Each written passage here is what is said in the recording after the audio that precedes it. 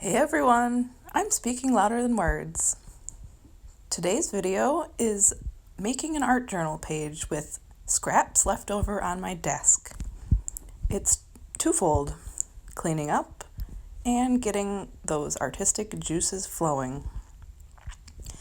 As you can see, I'm using Ultra Gel Matte Medium to go ahead and stick down some leftover magazine pages and gel printed like either deli paper or tissue paper. And also, as you can see, the gold foil lid from said gel medium.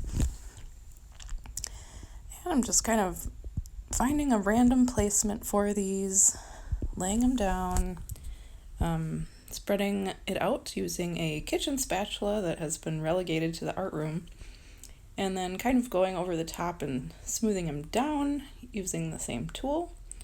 It's kind of nice using the spatula over a brush, just because then you don't have to worry so much about how quickly you wash the brush out, and even if the gel medium dries on the spatula, you can just go ahead and basically wipe or rub it off even after the fact. Kind of got a pleasing placement of everything here. Continuing to add pieces and parts. The substrate I'm working on here is a junk journal. So it's basically photocopies, art packaging, some other random papers that have been pieced together using masking tape in a standard size. I was going with the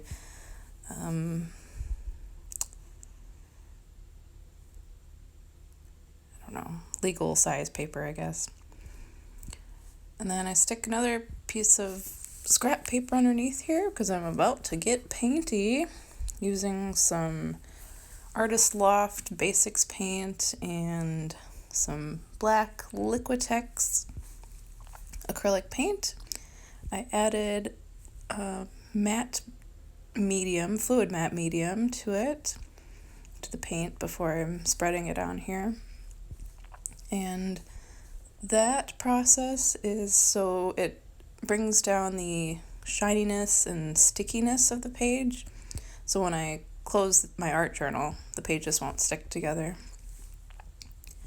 I used white in the middle to sort of unify all the elements and bring them closer to the same color. And then going around the outsides of the page in black with almost a vignette style. Here I've laid down a Deco Arts stencil, and I'm attempting to rub away some of that to bring some texture in. Didn't exactly work, and I started to almost bend or damage the stencil itself, so I quickly abandoned that and went to sponging on some Ceramcoat Teal matte paint and some of the parts of this stencil. Continue sponging on the whole clock style motif. I kind of find it interesting to select bits and pieces off of a stencil to add to a piece, mainly so it's not super cookie cutter, and then moving the elements around a little bit, try and get some of the interest. Kind of feeling the steampunk vibe in this piece. Next, I get a hand-cut stamp and some archival ink, and I'm adding that to the lightest parts of the art journal page. Then getting out the white stamp pad and turning the hand-cut stamp around to the other side, where it's a slightly different pattern, and putting that on the dark parts of this art journal page. Then I went ahead and flipped the stencil in the other direction, squirted out a bit of purple black paint, and as you know, adding matte medium to it, mixing it all around. That one was a particularly glossy paint, so that's why I'm continuing that, and the teal actually didn't need it since it was matte already. You can almost see like a sense of movement in the figure now that it's been stenciled in 2 different directions, although I do note that the features got a little bit lost. Then I used the remaining purple paint to stencil some flower motifs around the outside of the clock design.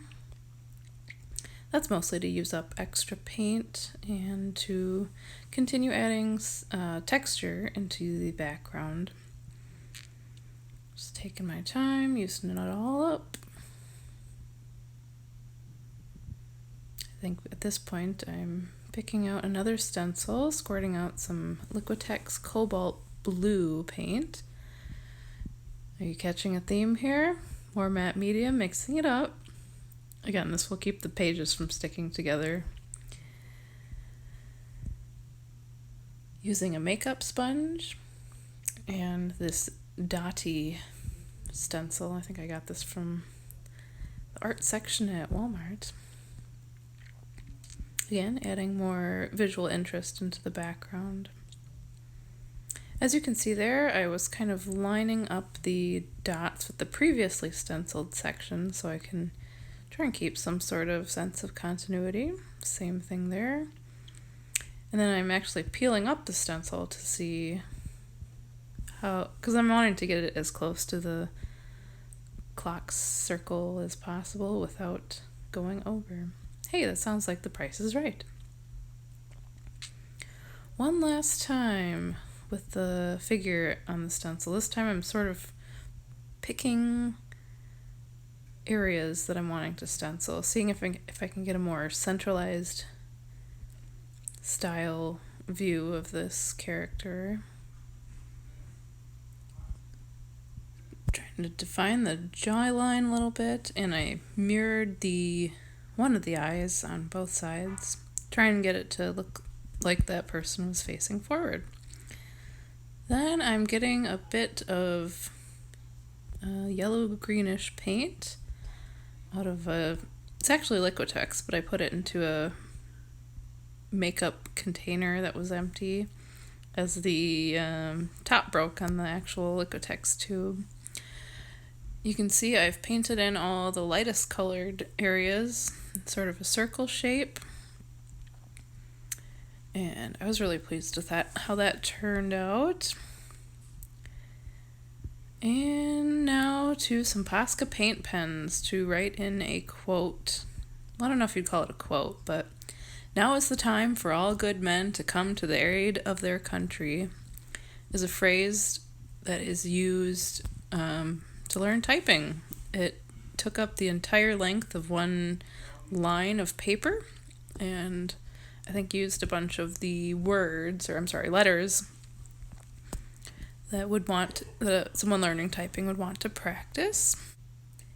So on the first round of using the pen, I lettered the quote and then went back and thickened up the lines. Now you can see here I'm using a black Posca paint pen to highlight the left and lower sides of each stroke of each letter. And I think I picked the down to diagonally right side is another area to highlight on letters that have diagonals.